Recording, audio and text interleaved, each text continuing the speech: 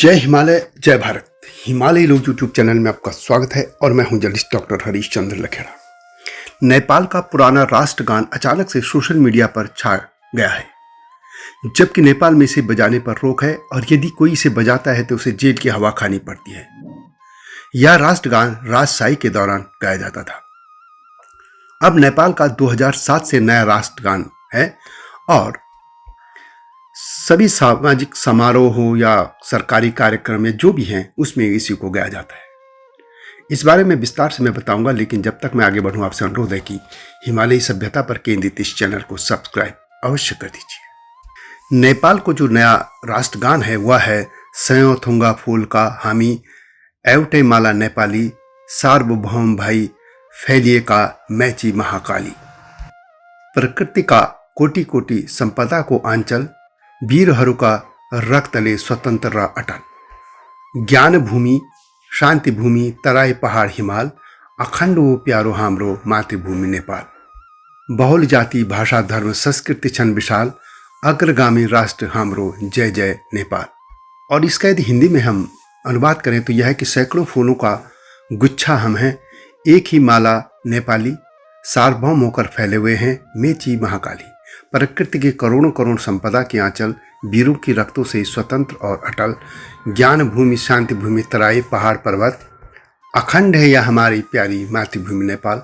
बहुल जाति भाषा धर्म संस्कृति है विशाल अग्रगामी राष्ट्र हमारा जय जय नेपाल। नेपाल में राजवंश की सत्ता खत्म होने के बाद 2006 में माओवादियों और अन्य के साथ एक अंतरिम सरकार बनी थी और उसके बाद ही नया राष्ट्रगान बनाया गया।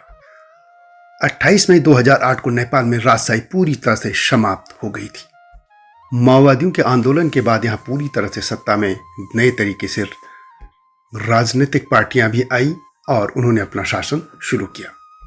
इससे पहले नेपाल में राजा ज्ञानेन्द्र 1769 से चली आ रही राजशाही को संभाल रहे थे।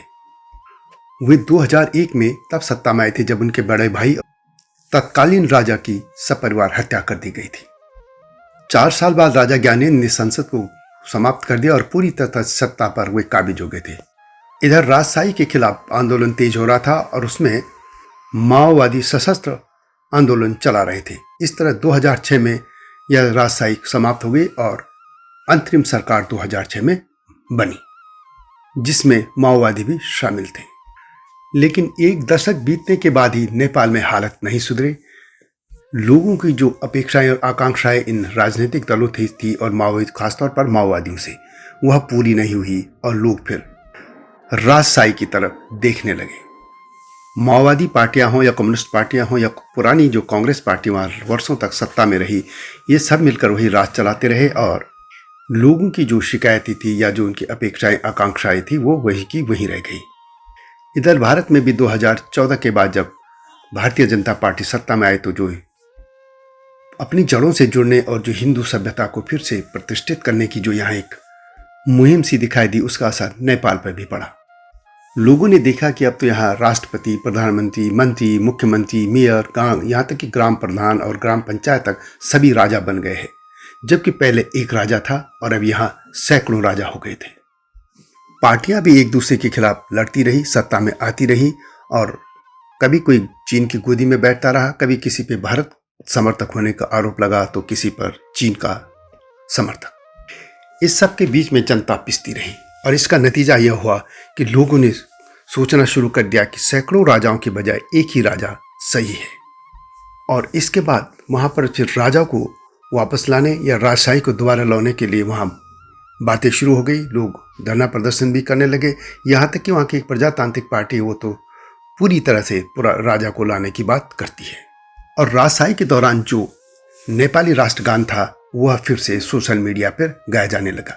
यहाँ तक कि नेपाल में भी यह गीत गाया गया और उसमें 2 लोगों को गिरफ्तार कर लिया गया था। नेपाल का जो पुराना राष्ट्रगीत था वह था कि जो हिंदी में इस तरीके से श्रीमान गंभीर नेपाली प्रचंड प्रतापी भूपति श्री 5 सरकार महाराजाधिराज सदैव उन्नतिशील रहें अमर रहें भगवान लोगों को आशीर्वाद दें जय प्रेम बोलो हम सब नेपाली। इस गीत में 2 अंश और थे, लेकिन अंतिम अंश थे वो उनको हटा दिया गया था। इस तरह नेपाल का पुराना जो राष्ट्रगान था हुआ था श्रीमान गंभीर नेपाली प्रचंड प्रतापी भूपति। यह गीत चक्रपाणी चालीसे ने लिखा था और इसका संगीत बखत बहादुर बुधापर्थी ने लिखा था। यह गीत 1924 में रचा गया था और इसका संगीत या इसकी जो धुन थी वो तत्कालीन रॉयल नेपाली आर्मी के सैन्य परेड धुन के रूप में इसे इस्तेमाल किया गया था। और जैसा कि मैंने पहले भी कहा, इसका संगीत 1955 में मिलिट्री बैंड के बखत बहादुर बुधापर्थी ने तैयार किया था। नेपाल में राजशाही की विदाई के साथ ही 2006 में इस राष्ट्रगान को निलंबित कर दिया गया था और नया राष्ट्रगान आने के बाद यानी सौयों थुंगा फूल का हामी, यह आने के बाद पुराने गीत को पूरी तरह से प्रचलन से हटा दिया गया था। लेकिन अब सोशल मीडिया में आप देखेंगे कि नेपाल के पुराने गीत को खूब डाला जा रहा है, बजाया जा रहा है और इससे यही संदेश जा रहा है कि नेपाल एक नई करवट ले रहा है, जो कि वहां के मौजूदा राजनीतिक दलों की हरकतों से परेशान है। जैसे कि भारत के लोग भी यहाँ के अधिकतर राजनीतिक दलों की हरकतों से परेशान हैं। सत्ता पाने के लिए ये लोग जाति, धर्म, क्षेत्र कुछ भी करने को तैयार बैठे हैं और संभवतः जो भारत में हो रहा है उसी का असर नेपाल में भी दिख रहा है। यहाँ की राजनीतिक दलों से जिस तरीके से लोग ऊब चुके हैं, उसी तरह से नेपाल में कि जो राजनीतिक दल है उनसे लोग ऊब चुके हैं और इसीलिए संभवतः फिर उस राजशाही की तरफ लौटने की कोशिश कर रहे हैं, जो जनता की अनदेखी करने के लिए मशहूर रहा है। अब यह समय ही बताएगा कि नेपाल में जो है पुराना राष्ट्रगीत बजाया जा रहा है वह क्या संदेश देने जा रहा है और उसके नतीजे क्या होंगे। नए मुद्दे के साथ शीघ्र आपके सामने आऊँगा। तब तक आपसे अनुरोध है कि इस चैनल को सब्सक्राइब भी कीजिए, वीडियो को शेयर भी कीजिए, लाइक भी कीजिए, यह भी अनुरोध है। नए मुद्दे के साथ आऊँगा, तब तक जय हिमालय, जय भारत।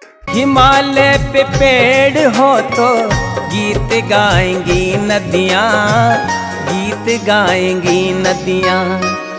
पेड़ों पे चिड़िया है तो गीत गाएंगी नदियाँ, पेड़ों पे चिड़िया है तो गीत गाएंगी नदियाँ। माँ की लोरी जैसे होते हैं नदियों के गीत।